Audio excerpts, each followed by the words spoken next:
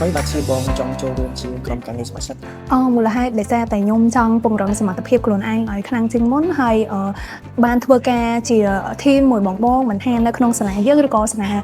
ក្រៅផ្សេងទៀតទេហើយសំខាន់គឺបានជួបមនុស្សថ្មីរាប់អានគ្នាហ្នឹងចា៎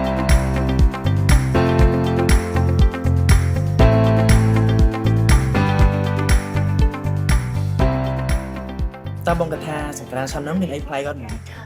ញុំគិតថាមានអីប្លែកដោយសារតែភាគច្រើនគឺរាល់ឆ្នាំបងនៅសង្ក្រានរស់ក៏តែងតែរកកម្មវិធីថ្មីដើម្បីអាចចូលបន្ថែមជាមួយនឹងសង្ក្រានរបស់យើងអញ្ចឹងបើសិនជាអ្នកគ្នាចង់មកលេងសង្ក្រានរបស់យើងហើយដឹងថាមានកម្មវិធីអីប្លែកៗកុំភ្លេចចូលរួមជាមួយនឹងសង្ក្រានរស់នៅថ្ងៃទី7ខែមេសាឆ្នាំ2026ទាំងអស់គ្នា